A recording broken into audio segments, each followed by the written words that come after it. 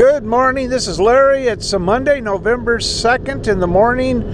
I'm out in the desert, driven about 135 miles. I think the trip's going to be about 300 altogether to get to this place. Where am I going? Well, I've got a map here, an advanced copy to a new GPAA claim. It's not in their book, not in their Pick and Shovel magazine yet, so I'll be one of the first ones to go out there. It's called Aces and Eights, and it's by a town called Nelson in Nevada. The only problem with this map is there's only one street listed and there's no GPS coordinates yet.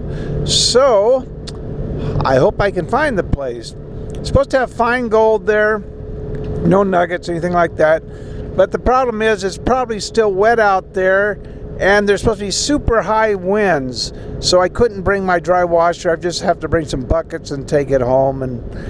But I did bring a pan so I can do some samples, see if I'm on the gold while I'm there.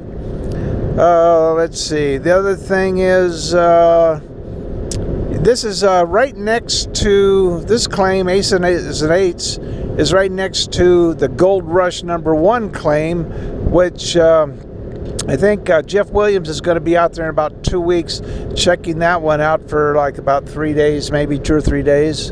So it should have the same type of material as the one I'm going on. Yeah, I won't, as far as Jeff Williams goes, I probably won't be able to work with him again till the springtime. We're going to go on a claim in Osceola, Nevada. It's up right below where they found the largest nugget ever in Nevada. Was 26 pounds. 26-pound nugget. Can you believe it? So if we can find its little brother, we'll be happy. We can't go up there before then, just because it snows up there, freezing and everything else. So that's, speaking of Jeff Williams, this is going to sound stupid. It is stupid. And normally I don't remember my dreams, but I must be doing too much prospecting or too much driving. Actually, I just got back from a 2,400-mile road trip. I don't even know why I am driving today, but this is the only day I can go out here.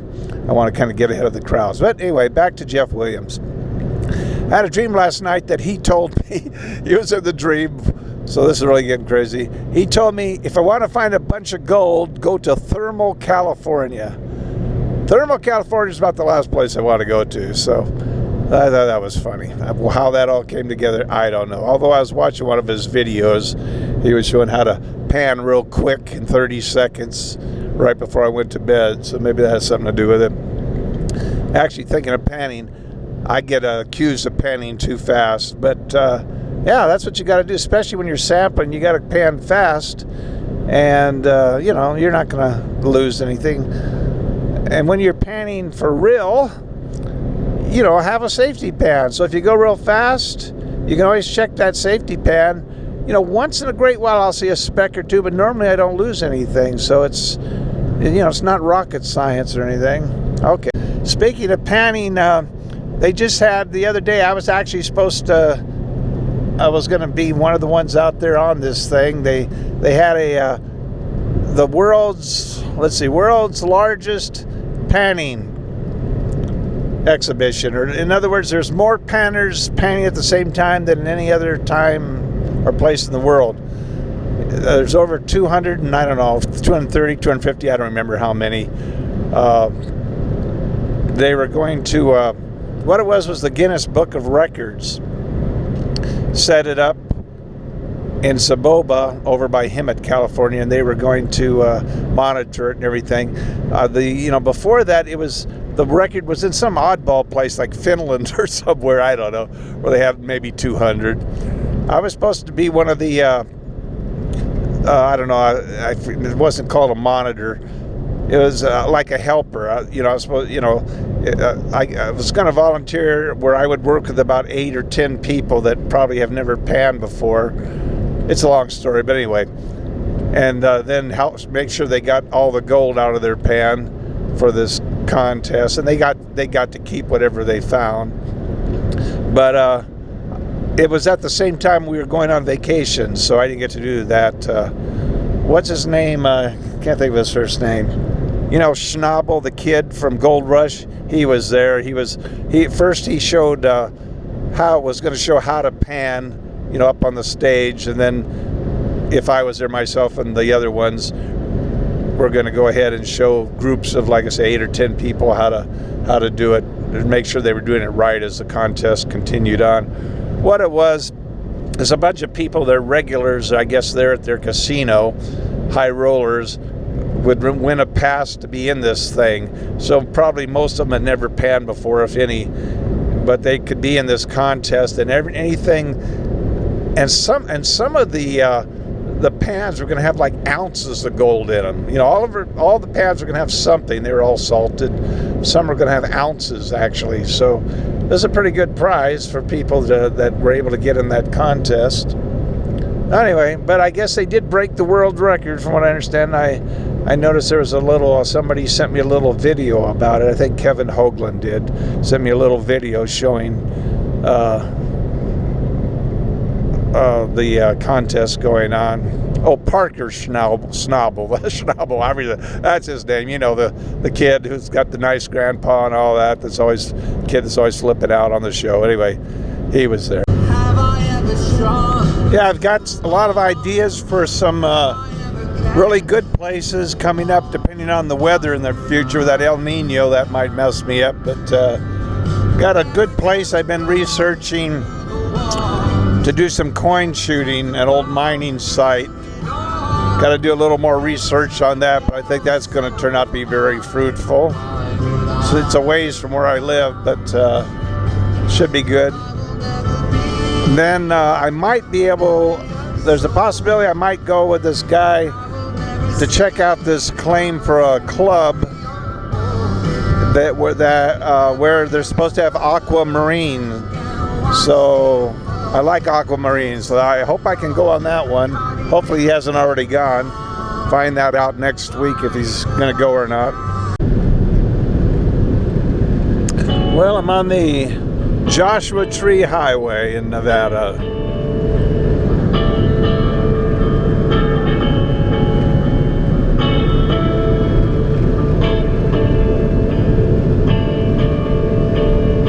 Okay, right when I first got on this street, I got stuck right away. Well, almost stuck. I was able to pull out of it.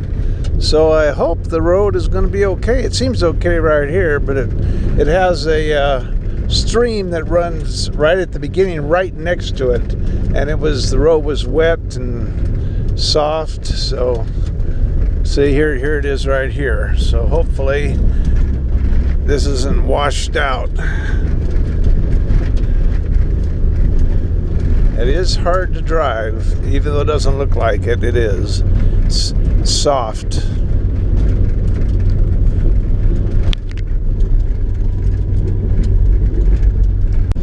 I don't know if I'm going to make it. This may end up being a job for my Jeep, but we'll see. Now I got to climb up a hill. Wait, let me see what claim this is. Right when I thought I wouldn't make it, I made it. Aces and eights. Here's a corner of the claim, northeast corner. Aces and eights. Yep, got Steve Lindley and Steve Lindley and Kevin Hoagland were the claimants. I know both of them. Okay. Somebody had opened up the claim marker, the holder, and the paperwork was all on the ground here, so I'm going to put it back in. That's some nice looking caliche here. Of course, that makes for kind of hard digging sometimes. Yeah, I might sample some stuff in this wash. It looks inviting.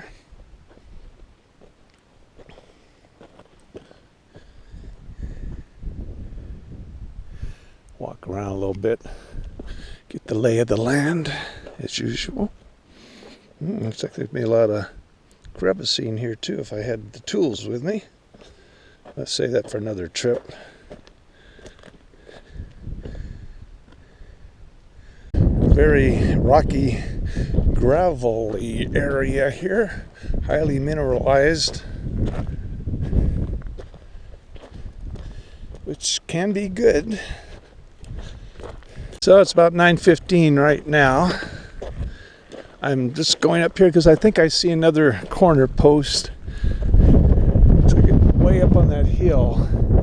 I might hike up there just to get my bearings. Yeah, I decided not to hike all the way up there.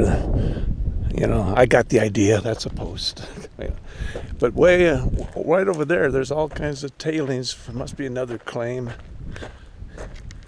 Here's a nice looking wash right here, but too far from where my car is parked, and I can tell people drove up here, but might need a four-wheel drive to get all the way up here. I'll have to check it out. All right, so according to the claim information, the paperwork, it's 1,320 feet long. Which direction? 1,320. Well, I've got my panning station all set up so I can run samples, so that's what I'm going to do. Right, I'll give you an idea in the classifier what kind of material we've got here. There you go. Don't see any nuggets in it yet. Say this area is not really known for nuggets. Doesn't mean there couldn't be one here, but it's supposed to be fine gold. So let's go find some. Well, in the first test pan, have a couple, super small specks. So looking for something a little better. I'll see if you can even see them. Let's see, where is it?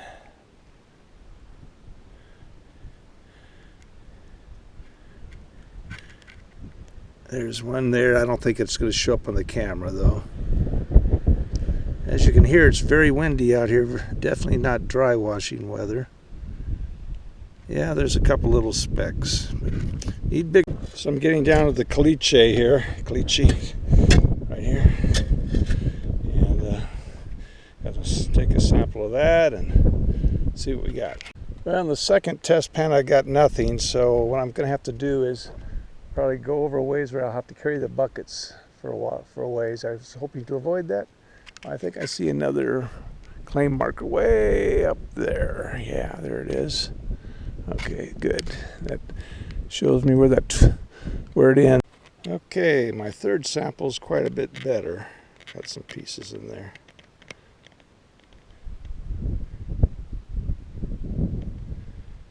Two or three pieces.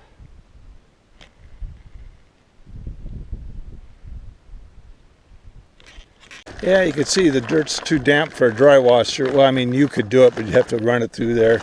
Keep running it through a few times. So this is about all I can do is take it home and run it through the recirculator.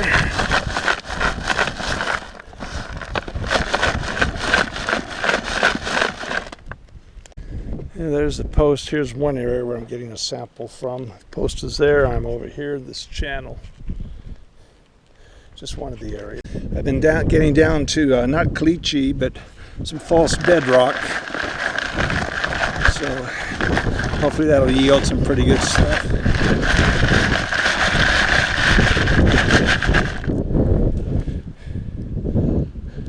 Whenever I come back here again, I'll probably set my dry washer up in this wash here. It looks like a good spot to do that. We're going to get some really big wind gusts every once in a while here. Right now it's kind of relatively calm. Oh, there they come. Sure you can hear it on the camera. All my test holes in this wash I'm going to fill in because I notice there are tire tracks here, four-wheel drive, I guess, go up that way. So yeah, I got to make it the way this sample should be good right here. See the big boulder? Had to force its way around, so that should be good. In case you wonder why I'm huffing and puffing on this video, it's because I've been digging, walking and digging, shoveling. A lot of work. And I should have brought my long handle shovel, but I couldn't find it this morning in the dark. So this makes it a little more work. All right, let's see what we.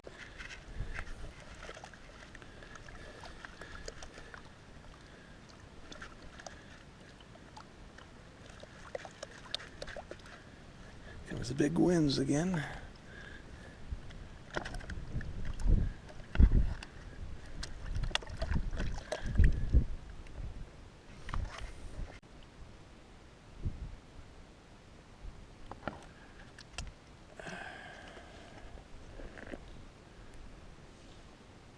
So I'm assuming the Gold Rush number 1 claim that butts up against it starts up where I saw on the other side of this hill, 1,320 feet up there, where I saw that marker. And I think they probably drive up this way around this road and come up on the other side to get there. That's where Jeff Williams will be in a couple weeks. Okay, got the car loaded up, so I'm out of here. Here's an old mining operation down below from where I was at. Have to check it out sometime, but not today. Well, here's what Nelson looks like.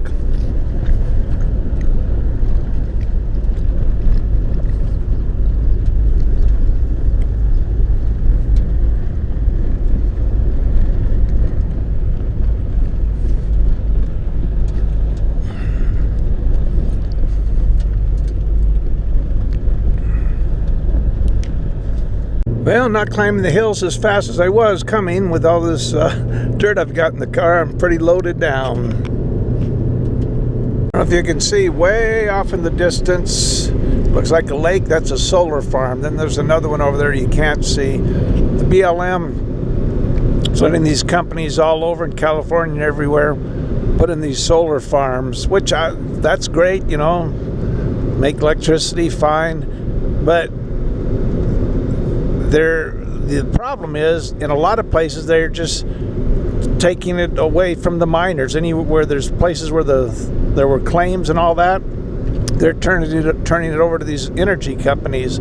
I mean, let's face it, there's desert all over. There's so many places they could put it that's not on a mining claim, but that's the only problem everybody has.